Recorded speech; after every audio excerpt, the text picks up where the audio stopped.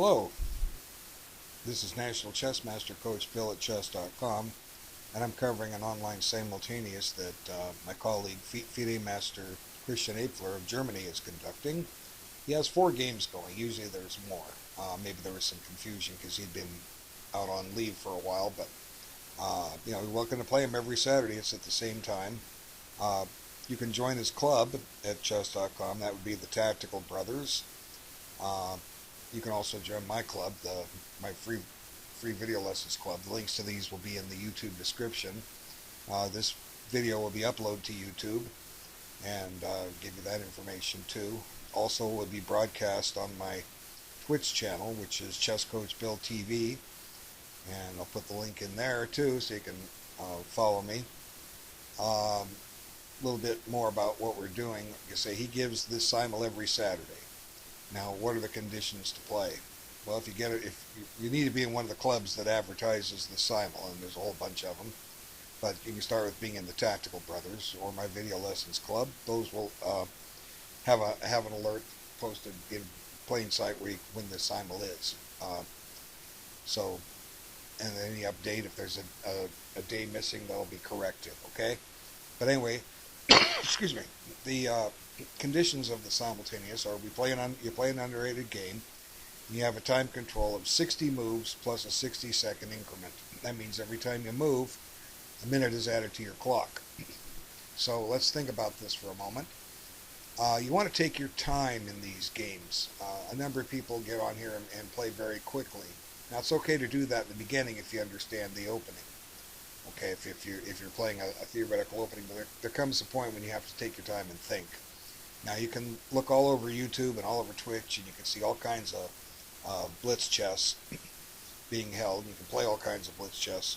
I promote slower time controls. If you want to watch blitz chess, you're in the wrong place. If you want to learn to evaluate positions and learn to think like a master, you're in the exact right place. That's what I do. So we're going to cover the 4 games here. So again, the time control, 60 moves plus, 60 minutes plus 60-second increment. Now, how does that translate? Well, the average chess game lasts 40 moves. Half of them are over before move 40, half of them are still going. So your goal is to get to move 40, consuming as much time as you possibly can.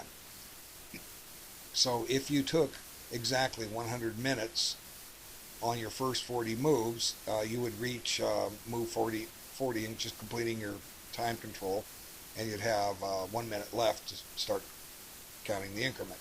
You have 1 minute to move after that. Then you can maybe gain some time on the clock after that, but sometimes you have to stop and think. You don't want to move fast. I've seen a number of people play these things, and after 30 moves, they have 20 more minutes on their clock than they started. Well, this just deprives you of a chance to stop and think. You're playing a strong player. You're going to get better by playing stronger players. You're not going to get better by playing people down in your rating level. So you definitely want to take your time. Christian has the FM title. I have the National Master title. I'm going to apply and receive the CM title from FIDE. I just have to take care of the paperwork. I've actually earned that nearly 40 years ago, but I've never bothered to make it official. But anyway, if we look here on the right of the chessboard, we can actually maybe peek at some of these positions, and we'll look at the clocks. Now here on this game, for instance, Christian has gained time on the clock, but he's probably playing theory, and he'll need this time to think and play his best. Okay, so let's see, 1, 2, 3, yeah, we only have 4 games.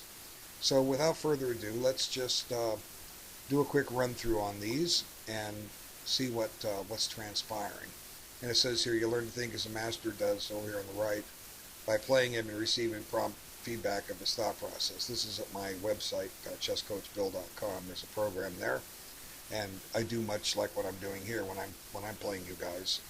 You have an option to play me on my website at chess.com. Okay, so let's kind of scroll through this. So it looks like the King's Indian attack, and this tends to lead to a dead level position. If you remember my Video Lessons Club, I was playing this a lot 8 years ago. I have a whole bunch of games up, and in one of the forums about how I've conducted this opening. but he does a little bit differently than I do. Okay, he goes after the bishop directly. Now what I would play would be c3, queen c2, and e4. So, you pretty much get your first h10 moves in without much thinking, then you slow down and think. I've tried this for a while. I found it difficult to win games against players over 2100. I would draw them or I would lose them. Um, and I kind of gave it up to go after some other things, but I don't mind experimenting and diversifying my chess talent, or my chess repertoire. I don't know if you want to call it talent. Some people call it luck. I call it perseverance. Okay, so now here White is spending some tempos to go after the bishop pair. But it comes with a potential strategic drawback to this. Even though White has the two bishops now, Black actually has an open file. Possibly Black can generate some mating threats. Now, it's interesting. Not always can you do that. So sometimes Black just has to stop and castle. Let's go forward a little bit. Okay, so now Black just reinforces. Now, by playing c6, he retains the option to develop the queen along this diagonal somewhere and castle queenside and try to conduct an attack. Whether that happens or not, we shall see. Okay, now might not be the best square. But it may be okay. In the back of my mind, I'm considering that this bishop will eventually come to this square. Now there's this annoying message. It keeps asking me if I'm still here. Yes, I'm here. I'm not going anywhere. I think chess.com does this to keep the server from getting overloaded. If you don't do anything for a few minutes, they want to kick you off because they're so active with with the number of people playing on chess.com now that COVID-19 has struck. They have to do something to protect themselves. But I am being active. I'm hitting arrows and I'm drawing. I'm hitting the arrows on the move tablet here, and I'm drawing arrows in circles and highlighting squares and all kinds of fun things. So anyway, we're going to step aside from this position at move 11 and move on to another one. And it looks like he's Black again. Okay, so what's happening here? You just did that on its own. Okay, I think when it moves, it upgrades you. Okay, so we have the Scandinavian. And let's see, I had given notes in the last one for someone to try this move against it. Go back and look at the last video and see what I had to say and try this. It's challenging. If Christian keeps playing the same openings, we can prepare for him. Challenge him, make him show something else, make him fight real hard in a position that you know better than he does. Okay, so now Queen goes back. Now in this position, the traditional move has been to play over here, and then more modern is to drop the Queen back to d8, and Black will play it Caro-Kann style. And then recently, Queen d6 has come into fashion. So now we have normal position. Now there's going to be pressure on d4 because of this pin. Okay, so it looks pretty much dead even here. Now you should probably retreat the bishop. He does. He takes. Okay, so my first instinct is not to take this. Why? Well, it improves the position of this bishop. Okay, and then it also points this bishop for d5. Eventually, maybe White would like to conduct a d5 break. So Black is moving White's bishop up here, but the game seems level. For what it's worth, White has the bishop pair, but Black has a rock-solid position. And now Black is going to take this square away. Take this square over and maybe make this bishop retreat. And I want to tell you, you're going to trade it off first. Okay, well, I wouldn't have necessarily played that move myself. I would have opted to keep the bishop here on the board and tempoed the knight. Now, White has the opportunity to pin, which may be a good move, actually. The idea is that maybe White will follow up with knight here and try to get the two bishops. Okay, so anyway, he does. Good job. Okay, I'm not looking at the score sheet to see these moves. I'm looking at the board. Okay, so now there he breaks the pin. Okay, so this seems reasonable. It seems dead even. And having covered quite a few of these simultaneouses by Christian, I've discovered he doesn't play that many aggressive openings. His openings tend to be very, very level. But due to his experience and his craftiness and his resourcefulness, he can punish mistakes. So you have to, you have to keep up the pressure with him. Okay, so now here, now in this point, White might have a chance to try for some exchanges. Okay, let's discuss that. Okay, if he takes here, Black must retake with 1 to 3 different pieces. And if you take with the knight, there could be a tactical flaw here, because the e-pawn is defensively pinned. This file will be opening up. Okay, so if knight takes, bishop takes, queen takes, let's see. Now I guess you're okay here, because after bishop takes, you can take back this way. Doesn't have enough firepower. Okay, but then on knight takes, Black can still take this way, and then potentially we have a position with the minority attack. If White plays c3, Black can play for b4, and White can play for f5. This is one of the strategies. Do you understand the minority attack? It's on several of my videos. Let me try to explain it. Okay, with just arrows. Okay, objectively, we want to imagine a white pawn here. Okay, and on the queen side of the board, White has 4 pawns, Black has 3, so Black has a minority of pawns. Well, actually, we don't have a minority attack here. Now I'm looking at it because there's no pawn on d5. Okay, so we scrub the minority attack. It's not there. But let me explain it anyway. Let's just imagine both of these knights are pawns. Okay, and that this pawn is off the board. Now we have a minority attack. Okay, so Black's objective is to advance this pawn up to b4. Then capture here, and if White takes back with a piece, White has an isolated queen pawn. If White takes back with a pawn, he has a backward pawn on the open file. And then naturally, if White makes his capture earlier, this will become isolated. Now, White in turn wants to play for f5. Remember, we're imagining a pawn here, okay? If Black takes the pawn, he has an isolated queen pawn. If Black doesn't, White takes on e6. If Black takes back with a piece, we have a isolated queen pawn on d5. If he takes back with the pawn, Black has a backward pawn on the open file.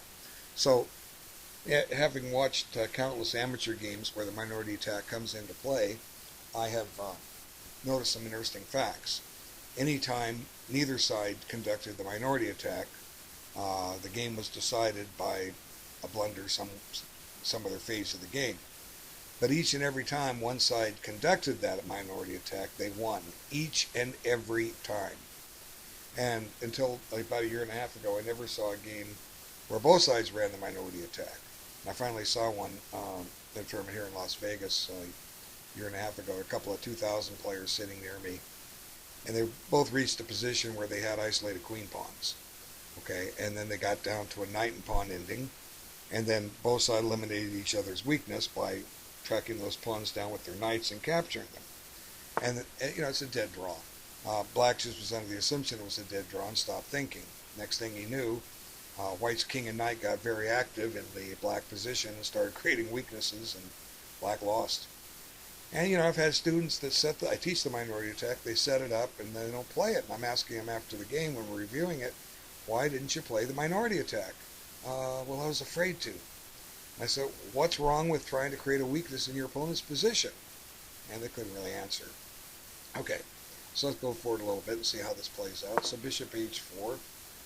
Don't quite understand that. Let's see.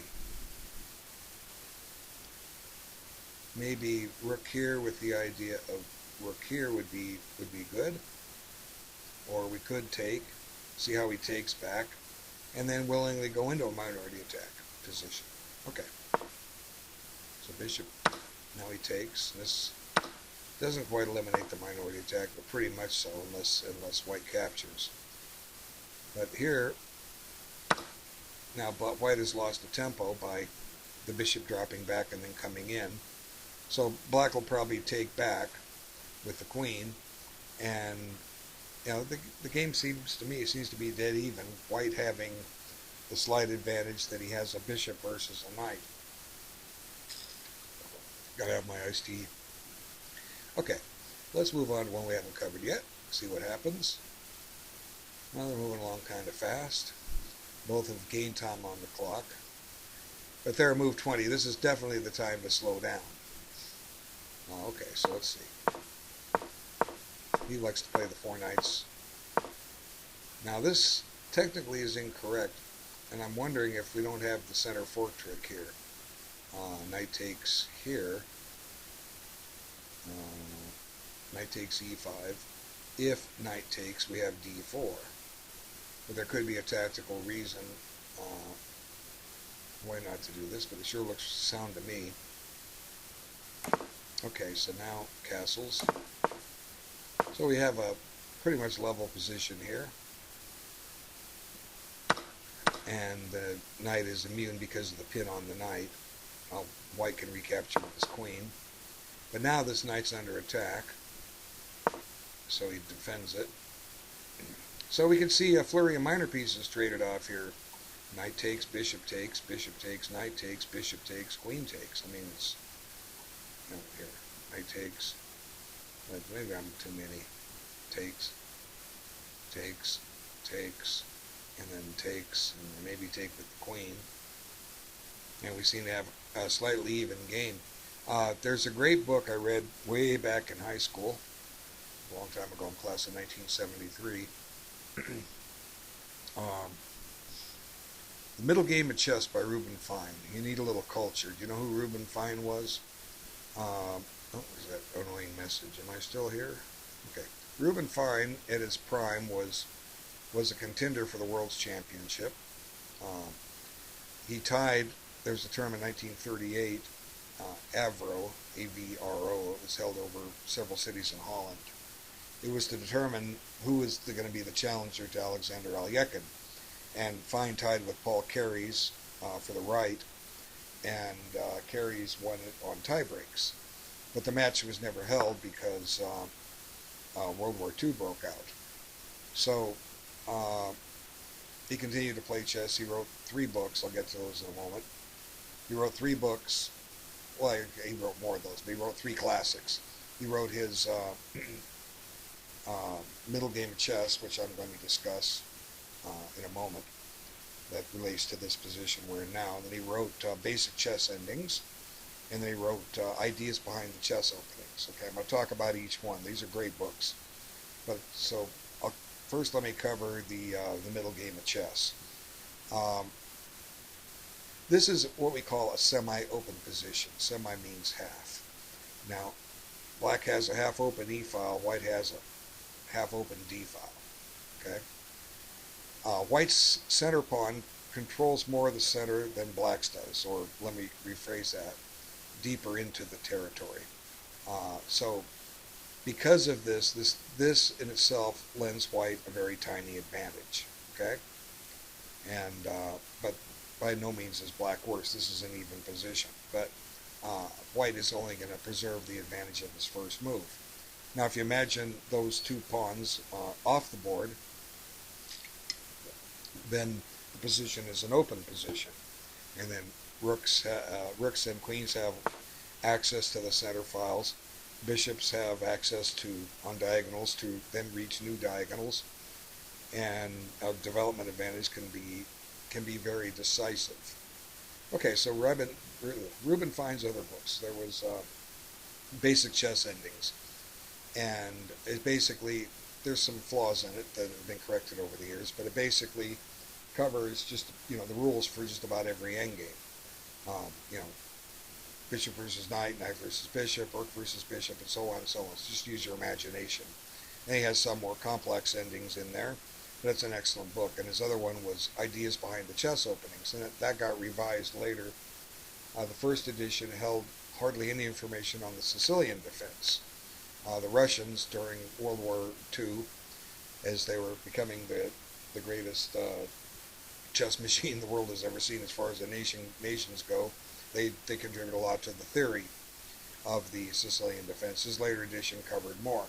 But it basically gives some variations, and it says what you're trying to do here. You know, one thing to memorize a variation, it's entirely another to set forward a plan. Currently, there's a book similar to this, Fundamental Chess Openings by Paul van der Sterren, which has very little games or very little analysis, but 3 to 4 diagrams on every, well, I wouldn't say every page, but you open up the book, that's at least one diagram on one page and 2 on the other. So you get a lot of diagrams to look and a whole lot of written text that explains the ideas. What are you trying to do here? And you know, a lot of people just don't read chess books anymore. If you're not reading books, shame on you. You know, you want to learn to be as good and better as Christian Afler and I. You gotta put in some work. It's not just playing. It's my hope you all get better than me. Then, if I live long enough, you'll teach me something about the game one day. I'm trying to help you now when you're trying to catch up to me. Okay, so back to Fine. He remained a world championship candidate. He was invited to the 1948 tournament where they had a playoff. After Alyakhin died, they had to have a playoff to see who would win, and Reuben Fine declined to play. He was pursuing his degree in psychology, which was his profession. What would have happened had he played? Who knows? You know, both he and Paul Carey's were both good enough to become world champion, but that gap of World War II just prohibited it from happening. So he's one of the greats of all time, and we got pop-ups. What is this stuff? Okay. I'm going to decline, well, I'm not going to decline anything, but I'm just going to get rid of these pop-ups. I'm in a lot of clubs, and therefore I get pop-ups. So some of these clubs I'm in, you know, join them. They have tournaments. You want to play Blitz, go ahead. But the training for me is going to be descriptions of long games. Okay, so somehow I erased the board. Let me see what I want here. Don't want that. Where's my game? Here we go. All right, back to where I want it to be. Okay, so let's continue with the. So here comes some exchanges. So White's maintaining only a small advantage here, and that's what the 4 knights does. And again, the advantage is due to the fact that his center pawn controls more territory. Now that's a little risky. Now here, let's look at this. It's not showing the time. I mean, I can't tell how much time he took on that move because it's counting as current time. But he had time on the clock. Can't you see that it just gives up a pawn and allows White a checkmate threat? You know, you're moving too fast. You can't, unless you have something seriously planned. You know, it's just not safe. Black can safely castle kingside and bring his rooks to the center, and White's going to be hard pressed to demonstrate any kind of an advantage. So here you're handing White a pawn, a mate threat, and in theory you could win another pawn here, check, and take here. You know, Black doesn't have enough here, so he counterattacks the queen first. Now comes the check. Now he could take the pawn, but I guess he sees that this rook will come here and Black will penetrate. So White's queen is under attack. He wants to get it back in the game, so he gives a check here. And now the queen is creating another threat. It might have been, let me just consider this. I like what White's doing. He's trying to gain time to get his queen back. But this actually creates a double attack, so maybe it's better. I was looking at the variation Queen C4. And here, I missed the attack on B7. You know, I'm slow on tactics. But give me time and I'll find them, okay? But Queen F7, the idea of Queen F7 is an alternative, is that once Black defends his F-pawn, the queen is ready to come back over here if needed, okay? You know, if Black starts an attack, It's going to take him a few moves, and white gets to react too, but this would be a defensive resource. But obviously queen b3 is better because black is going to drop a pawn with pretty much with check, unless he retreats his king. So black chooses to cover that, but he still loses a pawn with check. And the queen just comes back, and now he picks my square. So the queen's ready to come back. So black has given up 3 pawns for nothing. And where's his attack? So, right now black is losing this game. And we have to say the reason is he's moving too fast. Okay, so let's go forward. See where they've left off. And there's been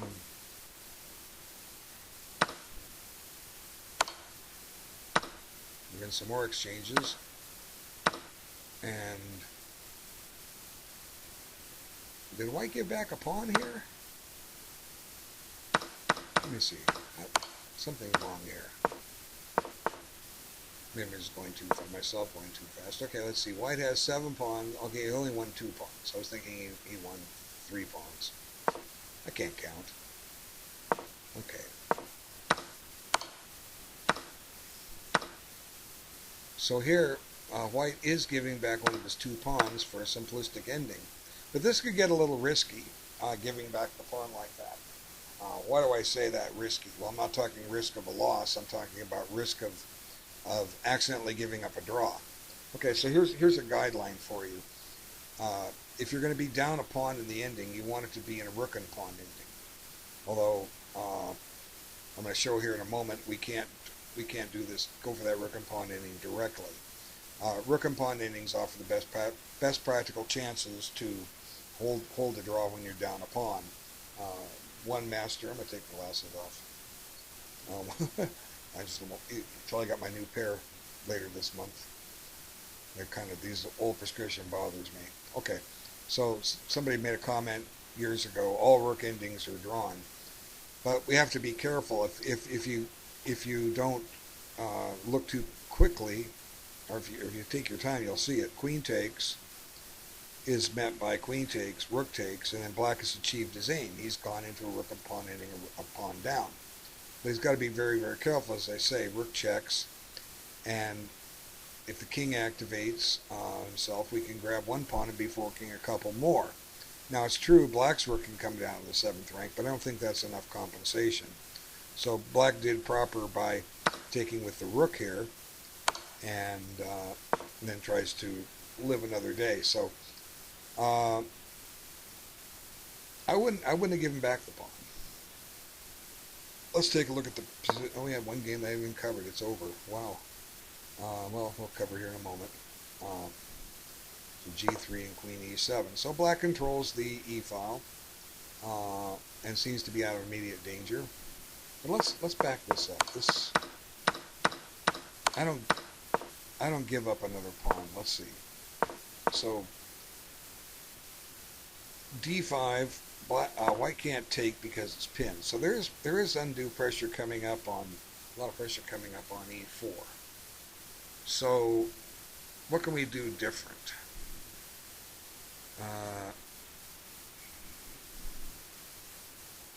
Queen A4, Queen B4. The point is pawn takes, knight takes, knight takes. You'll get an isolated pawn, but you won't be dumping it. Of course, this rook can come into play on the 7th. So maybe my idea, Queen C4, wasn't the best choice. Maybe we need to come back here and do Queen B3. Or conversely, let's come back. White could just play my move, Queen C4, right here, gaining a tempo on F7. And then this D6 pawn is a weakness. Get the development going, hit the pawn, and restrain it from advancing, although it's still pinned. Because defensively, well, no, then the knight protects the queen. But anyway, this might have been a better plan. But white has the luxury because he's just up a clear pawn. Okay, so now we're going to look at a game that ended, and by abandonment. Oh, that's a shame. Well, is it a shame? White's up a piece, but But look at the time on the clock. Okay, uh, Black has more time than when he started.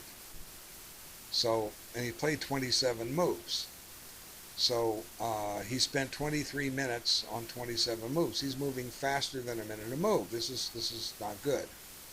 So let's back up to the beginning and do a commentary on it. Okay, so you're going to play 4 knights again. And this is, now Black can only copy so long. There comes a point when White makes a move that he can't copy. And here it comes. So now we're going to see some danger here.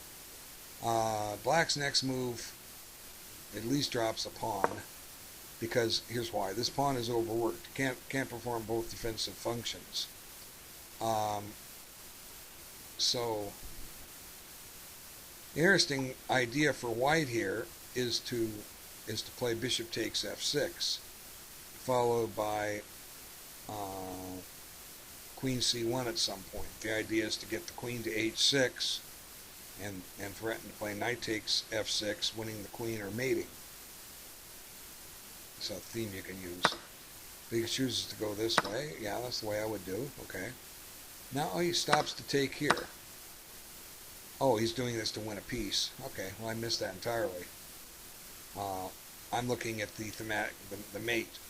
See, so let's back this up a second. Queen c1. What's Black going to do? We don't know.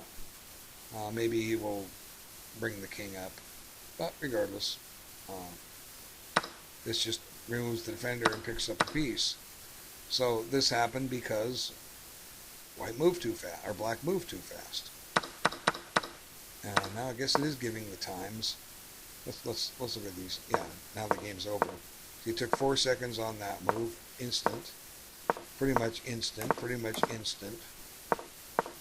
You know, a little bit of thought, not much. See, now here, his clock is at 106.31, and after this move, it's at 107.25. So Black, having 2.5 minutes a move average, decides to move in 6 seconds. Okay, you're not playing blitz chess. You're playing tournament chess. You know, you go to a real tournament. You're trying to win a prize, trying to win a trophy, trying to win for a team like your school or something, and you're playing blitz chess. They're going to throw you off the team because you're just going to have a disaster. You know, this is your chance to learn and think. So you know, there's a silly warning. So my hope is that, you know, when you watch these videos, you see my opinions, that you've got to slow down. You know, the old days, you know, it's even slower. Let me talk about the old days. The chess is even faster than it used to be.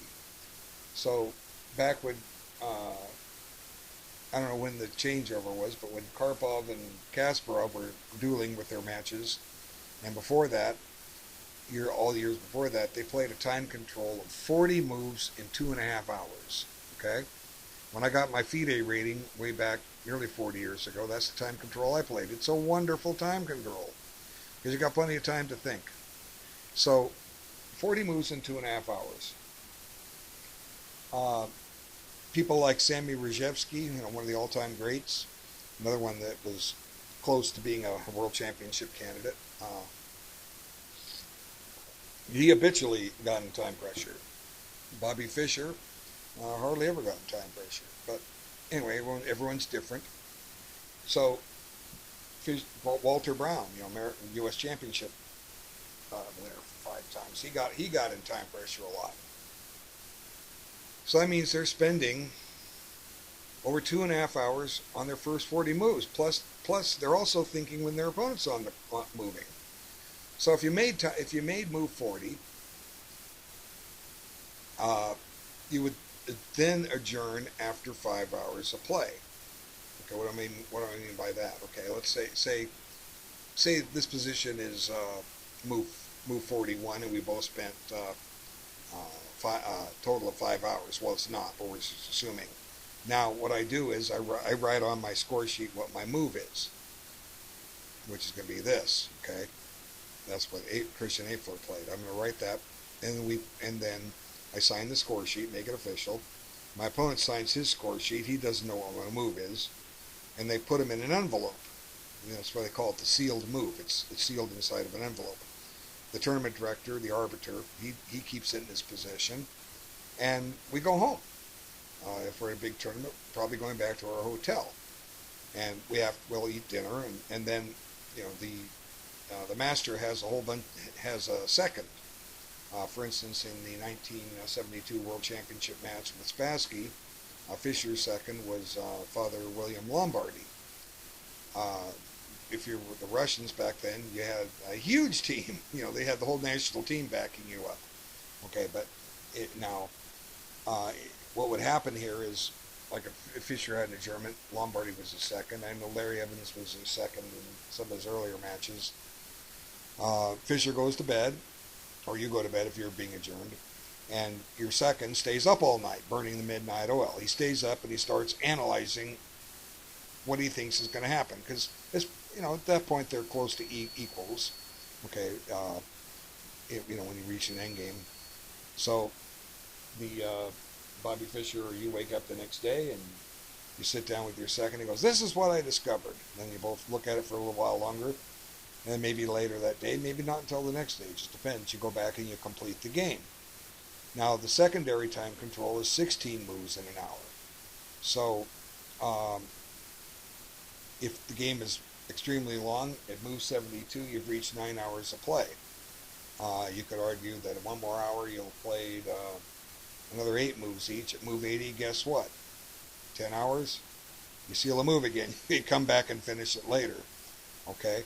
So they knew how to take their time. And as I said at the outset, nobody got their title, their official FIDE title, playing fast chess. Okay? They didn't. And if they try to play, even if they try to play fast in a slow time control tournament, they're going to get annihilated. So you're trying to improve your chess. You got to learn how to think. You have to learn how to analyze. I'm showing what I think when I see a position, and you learn yours. So let's just go forward. So we take, and they're removing the defender, picks up a piece. White is winning, and the rest is easy. I was forgetting to look at the time. So I got my long digression here. Let's see. So he takes 6 seconds on a move which loses. So takes. I have to retake pretty quick. He's moving quick here, and all of a sudden there goes a piece. And now he actually took a little bit of time. See, his clock goes up 18 seconds. And that's from the increment. So now he took the most time he did on any point in this game after he lost a piece. But what did I say the average was? You have 2.5 minutes to make your moves. So this will be a quick one, and he took some time here. See, 108.55. He took 2.5 minutes plus the increment. He took 3.5 minutes on that move. Good job. Well, maybe he stopped to use the restroom real quick or something. I don't know. But, White could now play knight d5 and threaten a nice little check. Takes here instead. Now White just forces the queens off, and Black is down to an ending that he has no hope on. Oh, you want to make some more trades? I do. Okay. Centralize the king, and that's the end of the game. So, you're not gonna be successful at chess if you move too quick. Okay. So we'll go back to this other game that we haven't looked at since move 11. We'll see what's transpired there. Okay, so here's the case where White had the bishop pair, but allowed Black the open file, and Black is going to choose to use that open file if he can. Now, sometimes in this King's Indian attack, this pawn can get under fire, and Black can start getting some counterplay at some point with pawn f6. I've seen it before. That, of course, will weaken the g6 square. Let's see what they do here. He chooses to come back, which I guess White has to like that at first. It disconnects the rooks. It then develops the knight, but if we look at this deeper, what's Black trying to do? Well, he's trying to redeploy the knight to f5. Okay, so now Black has, oh sure, Black has a potential break here. Chooses not to do it. Black just plays a little safety first. So at some point, White has to start a pawn storm. He advances pawns to try to soften up the position in front of the Black king, and open up some diagonals for his bishops, I should say, not bishop, singular. Okay, so now he sneakily sets up the two rooks masked by the knight here. So White needs to think exactly what does he need to take preparation now or later. We took it now ahead of time, but now g3 is a little weaker. Where's White's attack? Now the king has stepped onto the same file as the rooks, so this pawn will be defensively pinned. Black is going to try to advance it. He might be trying to redeploy his knight over this way. Certainly a reasonable plan. And this move just seems to invite trouble. You know, you're giving up a free pawn, and I don't know how much time he took on it. Doesn't show, but that's a free pawn with check. Okay, so, but Black's extra pawn is a double pawn, but we have to say Black is better here because Black is attacking. Now, he wants to get the queen into action.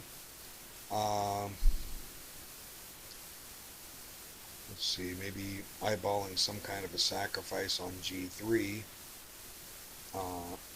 Get this rook in the game and somehow get the queen over here. All kinds of things to start planning for the future with. Okay, so g4, and that severely weakens this square as well as this square. So, you know, when you're moving your pawns in front of your castle king, it's not so much what your pawn can now do, it's what your pawn can no longer do. So Black has access to h4 and f4 now that he didn't have before. Now that cuts his rook off, but yeah, he's not going to trap it. What if he does try bishop g2? If Black takes on g2, you know, the fact that he's been able to use that h4 square is kind of vanished, but it might be forced. But then again, after that trade, rook h2 check looks pretty strong. Yeah, he can't afford it. Rook h2 check. You know, this king is dying pretty quick. So makes a potential fly square for the king. Now he elects not. He's gone in there. Now he elects not to go there at all. So did Black waste time here? Oh no, he came from f5. Okay, so he's eyeballing f4. He wasn't able to get there from f5. So this is a great move. Again, when you move knights, look where they're going next. And we still haven't seen a plan of this,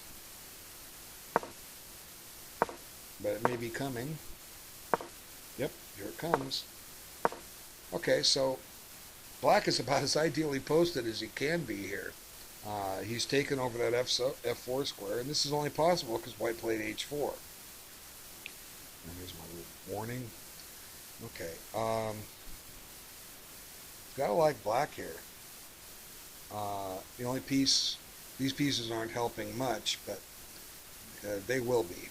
Okay, let's switch over to the other game. Oh, this is an ending.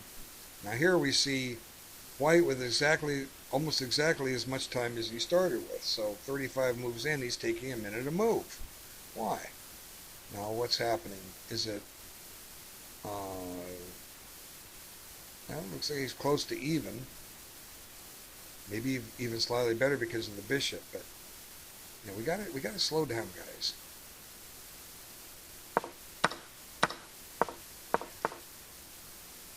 Okay, so this one liquidated down, and White had the bishop versus the knight. As I say, Christian April plays a lot of equal type games. He just does well with them. My guards. Now, we could argue that Christian is playing fast too, but he's entitled to. It's a mistake, I mean, to move too fast for anybody, even me, and I do it all the time. I forget my own rules. We all do, so it's okay. But he's got experience, so he can decide when it's acceptable to move too quickly. Okay, so let's move forward with this game. So, as a general rule, in the minor piece endings, if you have a bishop, you want your pawns on the opposite color of that bishop so it doesn't bump into it. Okay, so white's achieved that here. And also, objectively, if you have the knight, you want your pawn on the opposite color of the bishops. So, from that perspective, white has done quite well. Okay, but one drop, but the way this position is actually set up, for that bishop to be effective against those pawns, they have to be undefended by other pawns. See, all those pawns are keeping the white bishop at bay. How does the white bishop get behind those pawns to attack them? So, and, you know, as nice as white's queenside pawn structure looks with the... Oh, I'm so tired. Yeah. He's up late, working, trying to make things better for chess. Okay, so you know, as impressive as they look as they're in dark squares, they're also weak in a lot of respects too. They don't have much fluidity for movement. Like for instance, if the c4 pawn advances, it ends up isolating this. If the a pawn advances, it rids black of his double pawn, and might give black the file. And if white tries to pair that with b3, one of those thrusts, the c4 thrust would leave. If there's a pawn exchange, would leave him with an isolated a pawn, and an a4 thrust would also leave him with an isolated a pawn. And so it seems that black is close to equality here.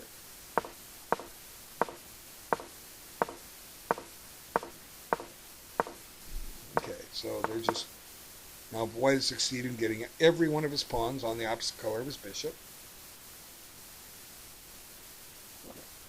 So let's get to the most recent position, and I'll discuss winning chances. Now, this might have been a little imprecise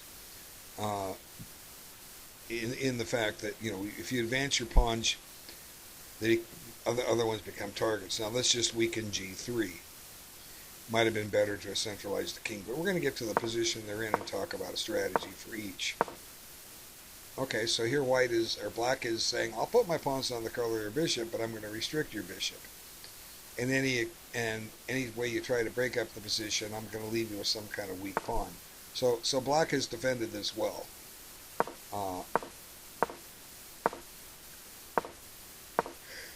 So black improves his king position.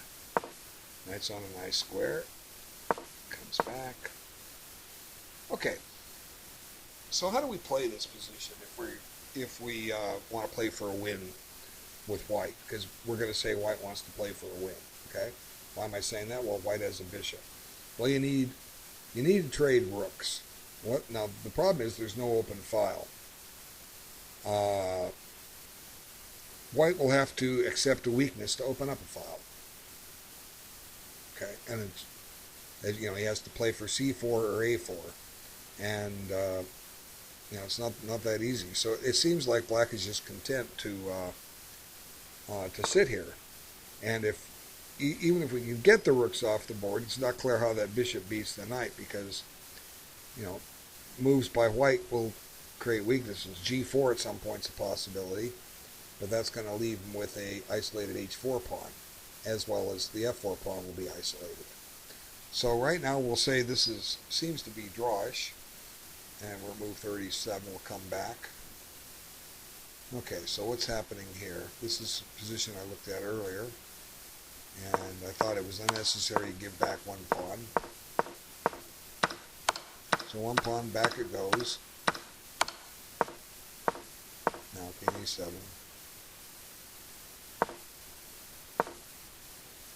Now there's a check, but I don't think it leads anywhere.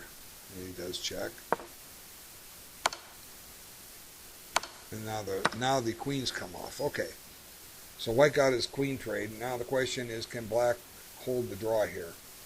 My first impression is no, he can't. Because the black rook isn't yet active. But if you get behind the pawns, it could be. So this is not easy. Okay, so activate the rook. Now he should have come to the back rank for maximum amount of activity.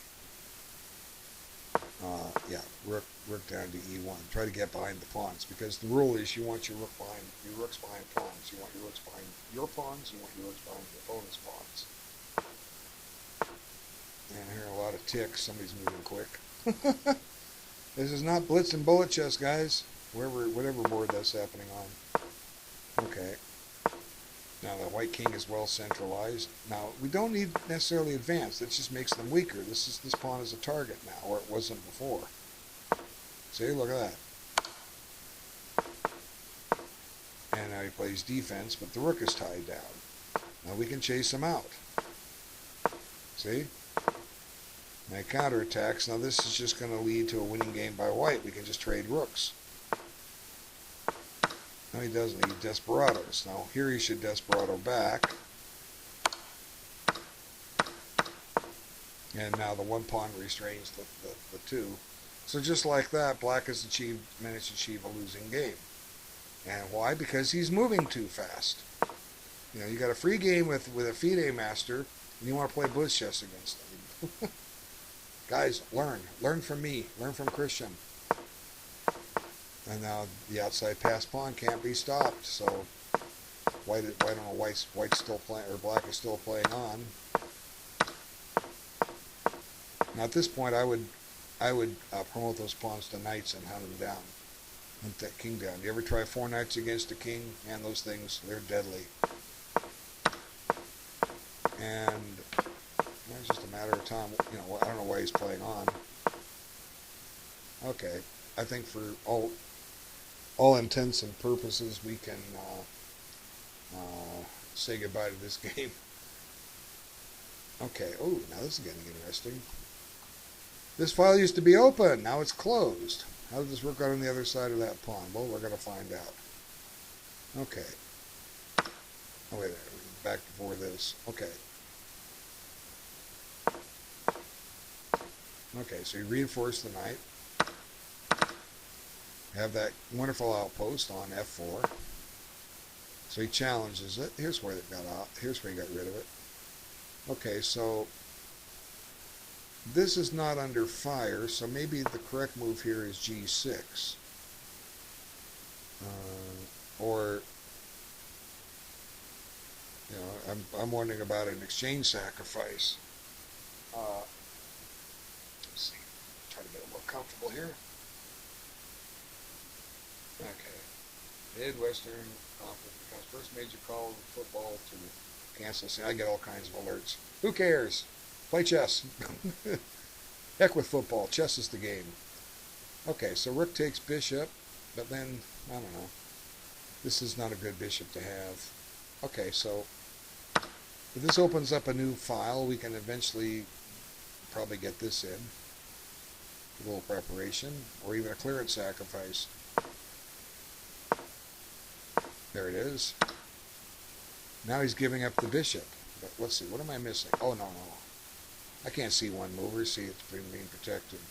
But it's a nice little clearance sacrifice that opens up this diagonal so that we can find a way to use this battery.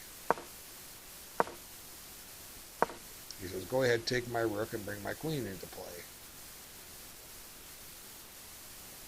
Or am I still here? Yes, of course I'm still here. Ugh. Okay, so let's see. Chop. Chop back. Okay, so what's happened here?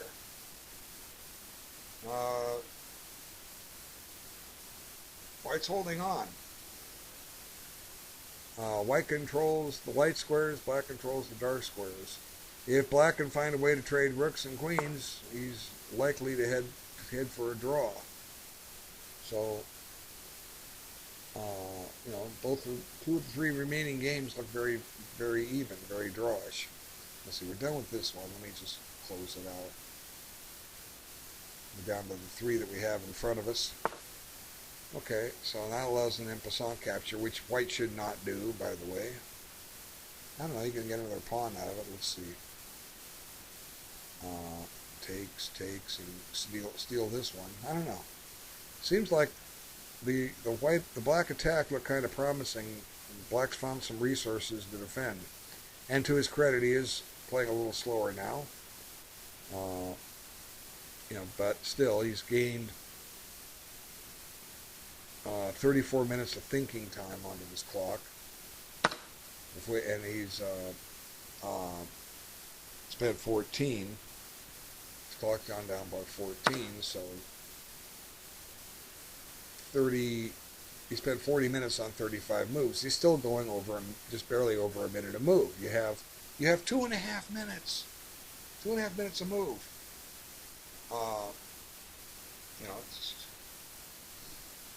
Okay, so now, well, he can't take it. What am I thinking? It's pinned. Okay. Take away the one movers, I'm a grandmaster. Yeah. But I keep making them. Okay, so white can back his, well, I was going to say back his king up to F1. That's what he did. Maybe white should, or black should retreat this and try to check and go chase this. That gives the possibility of creating an outside pass pawn to black. Okay, now this one ended. I said we could say goodbye to that one. 2 queens, that was enough. Okay, good game. Okay, so we're down to 2 games. And there's plenty of time on the clock. So they should both take their, remaining time.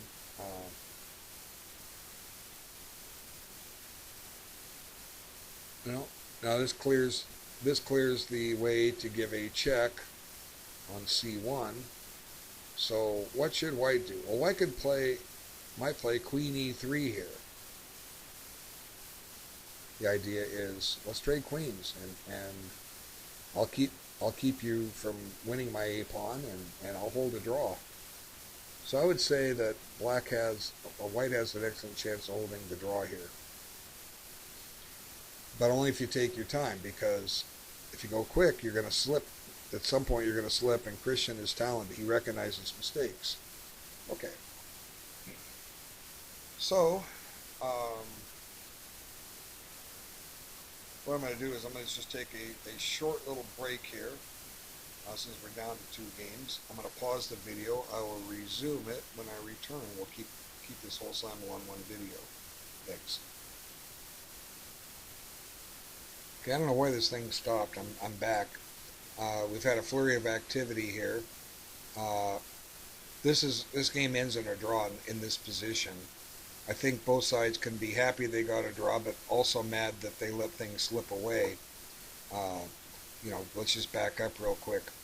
I think black has pretty much an overwhelming position here. This knight is just going to anchor in on F4, and black should be able to sit here and figure out a good plan. But then this H file got closed up, and he gave up a pawn to activate his pieces. Was he up 2 pawns before this? I think he was up 2 pawns. Let's see. No. There's that silly message. Of course I'm still here. I'm not going anywhere. I wouldn't be anywhere but here, chess.com. So stop sending me those messages. Okay, so let's see. Black has 7 pawns. No, he just gave back his pawn. But he's activating his stuff. And I just don't think he has enough going now. And but this is the point where black should have just played queen takes, take back, put his rook here, and say, "Would you like a draw?" And call it a day. Come back fighting tomorrow. Okay. But anyway, he didn't, and then all of a sudden white starts getting active here. It's kind of remarkable. Okay, take the open file. Back up the pass pawn. Now this is maybe an attempt to try to force something, but I think it's giving white all the play. Okay, chases the queen, advances the pawn, seizes the 7th rank, and that pawn gets here. And now this reminds me of the a possibility that happened in the Fischer-Spassky 1972 match. I can't tell you the match game. It might have been 15. Spassky was white in the odd numbers. Fischer played the Alekhine defense, and he got down to this ending. See, white's plan should be to take this bishop and get it there. Okay, we'll talk about how to do that in a moment. And Spassky was able to do that to Fischer. But on the rest of the board, Fischer had like these 4 pawns and a king against a rook.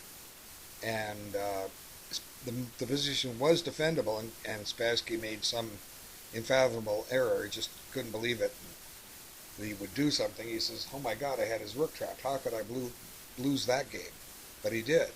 So we'll discuss this right here. Okay, bishop h4 is the move. The queen must come here, and then you just put the bishop on g6, and you pass g6, you go to f7 with the idea of putting it on g8. And let's see, well, we got to watch out for a trick. Let's see. The moment it goes to f7, we could play rook takes here, deflecting the queen. But we'll start with this. This is just the start. Bishop h5. It has to be good. And we can even back it up and try to get in this way. But if we can get the bishop here, it's white's game to win. So instead he goes this way, and this gives black a breath of fresh air. He's not able to go to f7 because it drops the pawn. And then black comes here, or white comes here, and I don't know who offered the draw, but they agreed to it, and that was all she wrote. So let's see, this game ended. He played all the way to mate. Okay, so this one went sour on white.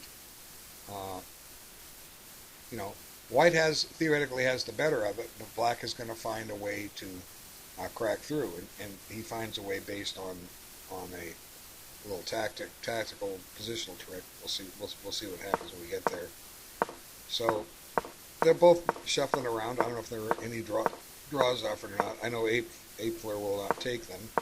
He prefers to play, and as a result of this maneuvering, white's just not careful, and he walks into a tactic. So what kind of pawn breaks are in this position? Well, this is the break for black. Okay, maybe black could break with g5. I already talked about earlier white's possible breaks here and here, or this one instead, or maybe this one, but they don't really lead anywhere.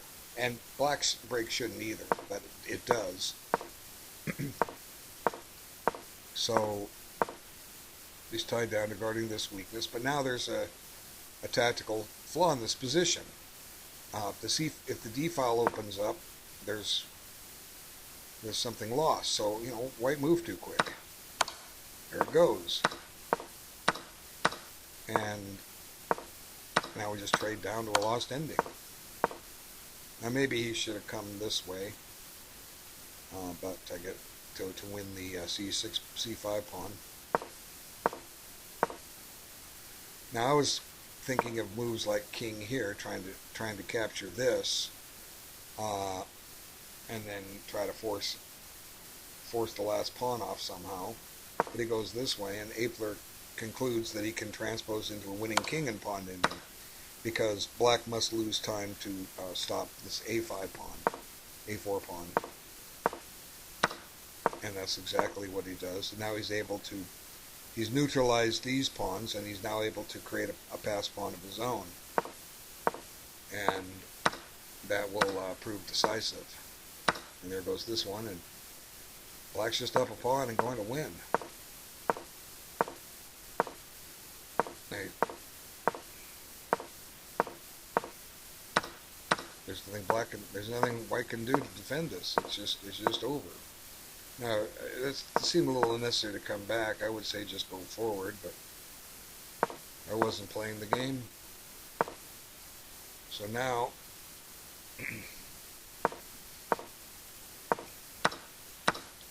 here's the decisive pawn. It's gonna run. White will try to run his, but it's too slow. Black is way ahead in the race, and that pawn is easily stoppable. And there it stopped. White can't advance his king forward, and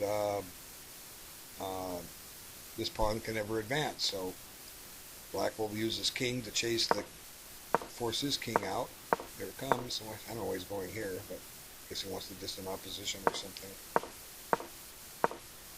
And now it forces mate next move. Doesn't have to win the pawn. So, sorry it was only 4 games, folks. Join the Tactical Brothers at chess.com and get your chance to play Christian Afler. Hang out at my video lessons group. Watch my YouTube videos. It's all free. Watch my videos. You know, you learn to think as a chess master does by playing him and receiving prompt feedback to his thought process.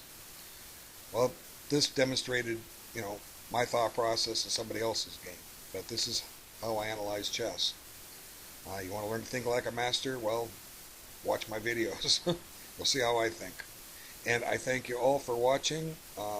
Check me out on Twitch, Chess Coach Bill TV. And I'll be back. I got a lot of stuff to share. Take care.